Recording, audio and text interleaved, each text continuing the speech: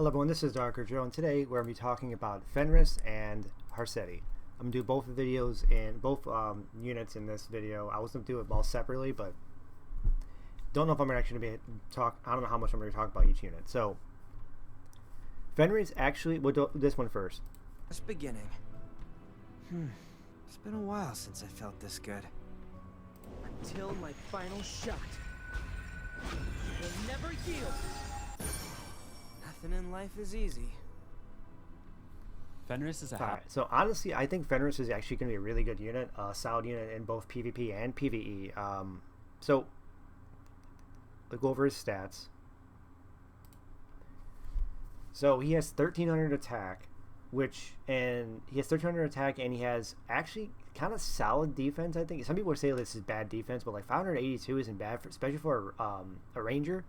Like, yeah, it's bad when it's compared to knights or soul weavers who can hit up to 700, but like 582 isn't bad at all, especially for a, it isn't all that bad for a ranger. And then 5,138 health, yeah, okay, that one is pretty bad, right? But so he has a really high attack, and he's an Earth Ranger. Fenris is a 5-star Earth Elemental. He gets a self attack for his self imprint. He gets a release for attack on. He gets attack release as well. His S2 starts the first battle with 50 fighting spirit, and whenever an ally suffers an extra attack, counter attack, or dual attack, which honestly is going to happen almost all the time in this meta, gain 50 fighting spirit and uses soaring arrow. The effect can only be activated once every 2 turns, and then soaring arrow leaps backwards and attacks all enemies before dispelling 1 debuff from all allies, and increasing combat radius of the cast by 30. So this is actually going to be a really solid skill type of thing, because like there's so many ways that you're gonna get hit by an extra attack, a counter attack, or a dual attack. Especially when you count it like if your opponent picks like Albedo, now you just use any fast unit that crits, and then Albedo's gonna hit you with Bicorn, and then he's going to immediately activate Unwielding Will, do some pretty solid AoE damage, and then pushes up. So this is kind of like Commander Pavel, but Commander Pavel gives himself attack buff before he does it, so technically Pavel will do more damage. And even if you, because the skill mods are out, which I have right here as well, we'll talk about Harsetti later. Fenris, so his actual S1 is a 1.21, which is actually really good, because that's way higher than average. Average is just 1.1 usually for most units. His S2 is be 0.71, which means it is roughly, because I looked at Commander Pavel. Commander Pavel's attack rate was 0.751. Plus, like I said before, Commander Pavel obviously gets himself attack buff before he S2s. So you're not going to do as much damage as Pavel would. But if you're able to give Fenris attack buff before his S2 procs, he will do barely less damage than Commander Pavel would, basically. But the big thing about Fenris isn't actually the S2. I mean, the S2 is really nice. It's solid damage. It give you some CR push, and like, again, you can use it way easier than something like Commander Pavel. You had to use 2 crits, which obviously if you're doing aggro and you're trying to cleave with Commander Pavel, you can always use stuff like Faithless Litica, or use any crit unit that has really fast. So for example, I could use Commander Pavel with my Millum. My Millum has a book, and she's obviously gonna have she obviously has 100% crit. So she would soul burn and then crit, which she would so to S1 S3 and now proc Pavel. I could do that. Actually, not a bad idea actually, especially because my Millum actually outspeeds a lot of people. So, but yeah, so very solid S2, easy to proc. The only difference is, so he's actually better than Commander Pavel technically, because unlike Pavel needs to have fighting spirit, and in the fighting spirit proc, the AoE part of Commander Pavel is restricted to you have to have fighting spirit, you have to max out of it, which means that like Cfan and Polydus and Alvira will both like hard counter Pavel, whereas if you're just using Fenris for the S2, you're not even really that worried about fighting like you're not even worried about fighting Paladus or Elvira, because your S2 isn't relying on fighting spirit. You just start off with 50 fighting spirit, and then when an enemy hits you with an extra attack, counterattack, or dual attack, you just get 50% more fighting spirit, and then you proc it. Even if they have Elvira or they have ML Paladus, and you have no fighting spirit, you'll still proc the Soling Arrow. You just won't get the additional fight. You just won't, be able to use your S3 right after, basically. But as you can see here, starts the first battle with 50 fighting spirit. After an ally suffers an extra attack, counterattack, or backward, and attacks all enemies before dispelling one debuff from all allies, and increases combat readiness of the caster by 30%. And then S3. After granting Gab, so, greater attack buff, of the caster for 3 turns, attacks enemy with resolute arrows when the enemy's max health is greater than the target's. When the enemy's max health is greater than the caster's max health, damage dealt increases proportion of the difference up to a maximum of 70. So the thing is, now this is not going to do as much damage. You're not going to see as crazy high damage as like Commander Pavel, because Commander Pavel gets I believe his is pen based on, he gets pen. Commander Pavel gets pen, defense pen that scales up. On top of the fact that he would, his is based off of his attack compared to the enemy's attack, which means that Commander Pavel is huge for killing off Soul Weavers and tanks and stuff, because obviously there's not going to have nowhere near as much attack as you do. Whereas Fenris here is only going to work into high HP units, which means you're not really going to be able to use it against Soul Weavers though. You're probably not going to have max value against someone you might not have max value against someone like Blood Moon Haze, but you will definitely have max value against stuff like Senya, against stuff like Ilnov, against stuff like Bellion, stuff Alaya, pretty much anyone that's a tank or a really a heavy tank type of thing. Against bruisers, you're not going to land it, which means that's why Commander Pavel is better with dealing with bruisers and supports, whereas Fenris is only restricted to basically fighting on high HP units. So you're hitting either HP scaling units, or you're hitting tanks, knights and tanks and stuff like that, which is fine, because that means he could just he could potentially one shot a Senya, maybe not one shot, but do a lot of damage to Senya, because I don't think even Gala can one shot Senya, right? I don't know, but the big thing is, when enemies, so it says, you damage dealt increases, okay, so your damage dealt increases portion of the difference up to a maximum of 70%. There is no pen at all in his kit, which is a good thing and a bad thing. The bad thing obviously means that it's going to be much harder for you to, reach the threshold to actually do enough damage to kill units type of thing, right? Because you're facing a tank that has 2,000 defense, you're going to struggle to do, one shot, but at the same time, there's no penetration in his kit, which means that you are not scared of Ilnov anymore. You are not scared against Ilnov. Whereas Commander Pavel is 50%, or he gets a lot of pen, so he's gonna do almost no damage on his S3 against Ilnov, with the enemy team has Ilnov.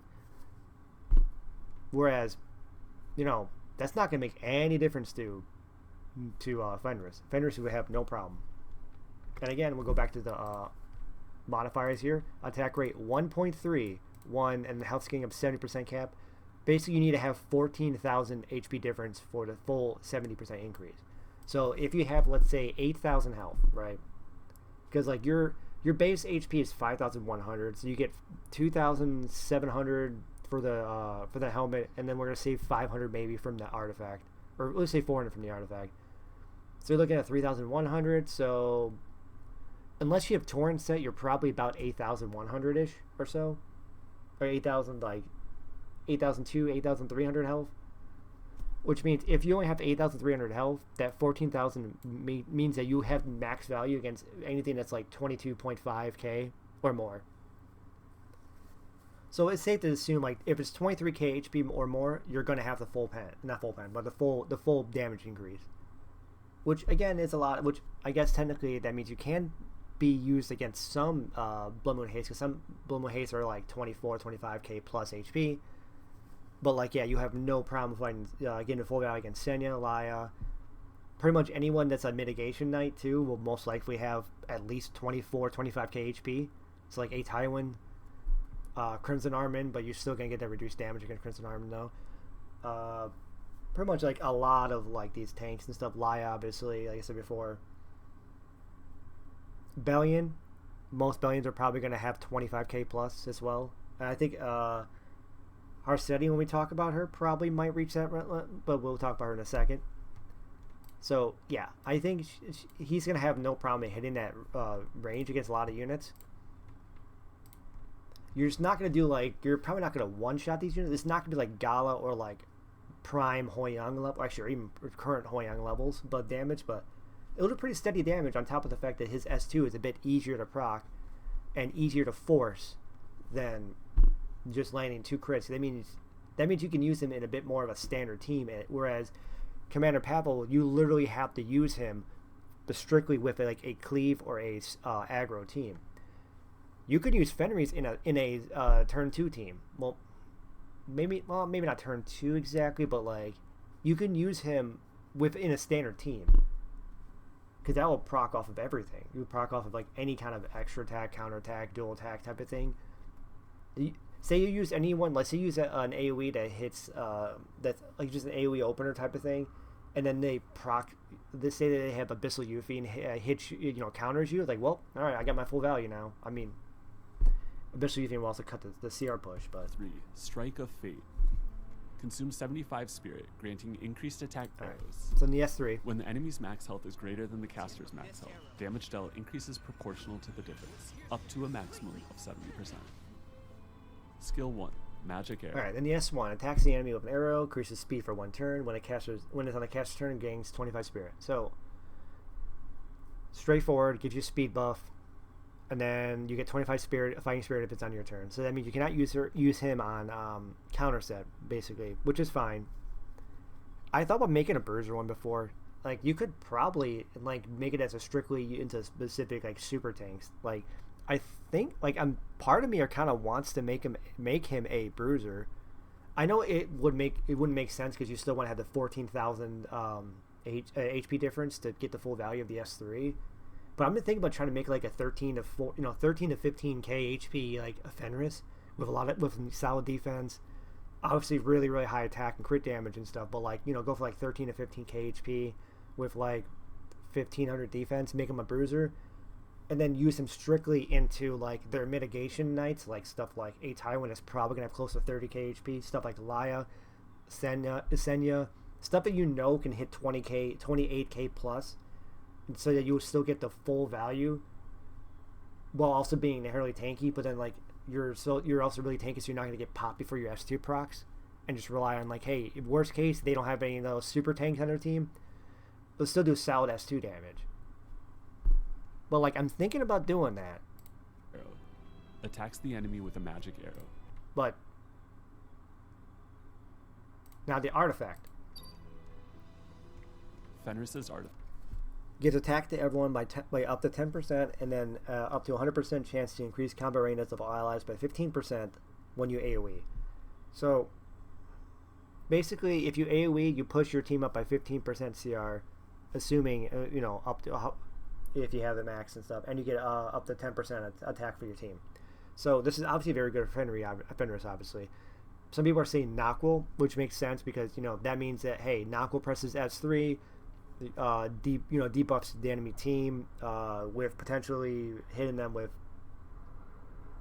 they can't counter and stuff like that, and then it pushes your team up by 15% type of thing, especially with how many turns Knockwill gets often. You're able to cycle through it as well. I'm also thinking about this actually would make so I was very very harsh with Yuna when they buffed Yuna, or when they quote unquote buffed Yuna. They end up like, I still think that was a nerf for Yuna in the end, but I thought maybe there's some potential for like a opener Yuna you can do, right? Back then you could have won like 280 290 speed Yuna. You press you S2, give your team attack buff and then speed buff, and then get the extra turn, and then you S1. But back then when they nerfed Yuna's S1 CR push for the allies, it was only it's only 5% for your allies, and it's like, I don't know how much it was for yourself. I think it's if with the certain EE you can push yourself up by 20%. I think it was, so it's 20% for yourself and then 5% for your allies. But with this artifact now, you give everyone on your team up to 10% attack, and then you get with on top of which will obviously stack with Yuna's attack buff and speed buff. Then obviously give yourself an extra turn, which would force their opponents like Bunny Dom will proc, which you don't care because you're gonna press S1 anyways, and then remove the skill nullifiers. Sure, you gave their entire team a free immunity set, but who cares, right? So, and then obviously you push and then with this artifact on Yuna, though, you push your allies up by 20% CR. That actually would make opener Yuna actually pretty good. Now that I think about it, there's other units you can use it with too as well. Some people were saying like you can kind of troll your opponent with stuff like Bologna or ooh, wait a minute. Wait. I thought when they said Bologna, I was thinking, for some reason I was thinking Seaside Bologna, right?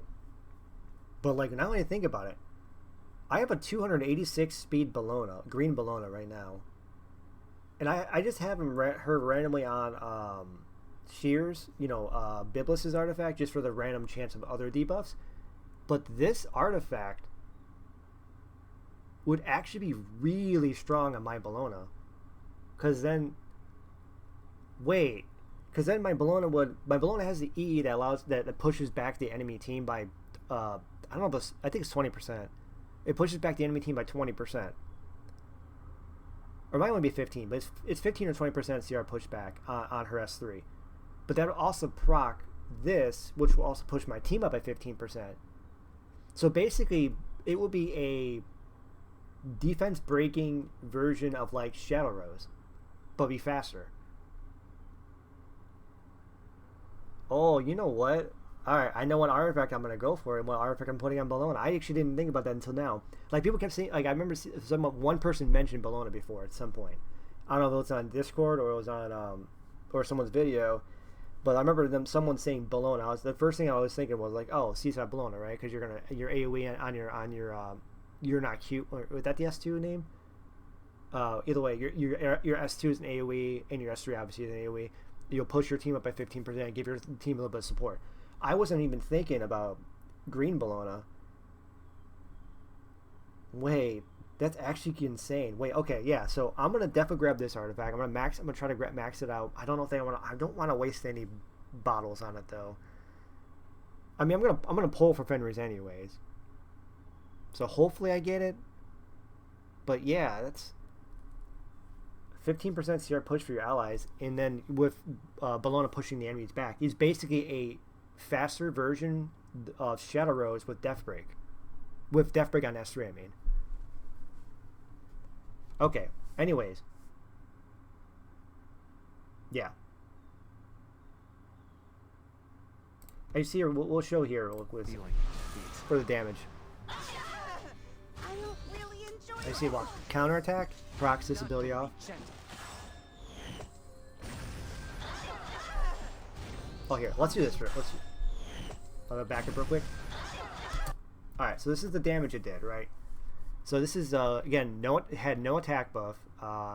The attack buff, the attack down was stripped, was cleansed off because he cleanses the debuff. Which is nice to know that he cleanses the... He didn't have attack down. Did he have attack down at all? Wait, no, hold on. Let's see. I want to know when he cleanses.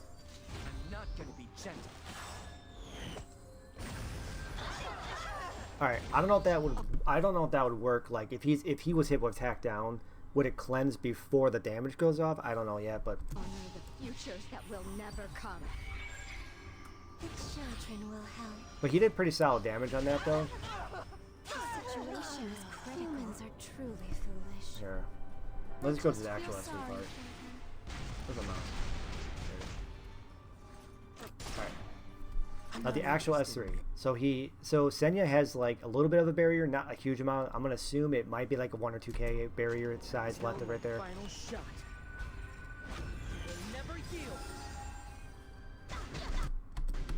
Alright, so 26 point, almost 27k, right? we'll assume it might have did like 28 and maybe 29k with because she had a little bit of a barrier left.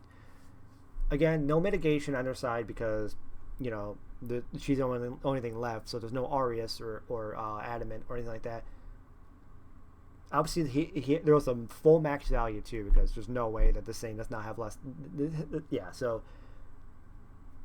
pretty solid damage for sure. Well, we don't know how much attack he had or crit damage he had. Yeah, I did not mean this to be a 20-minute video for that part. All right, well, Harsetti. Less little creatures. You know what? No, I'm gonna do a different video for Harsetti because I might have more to talk about that. So I'll see you guys in the next video for Harsetti.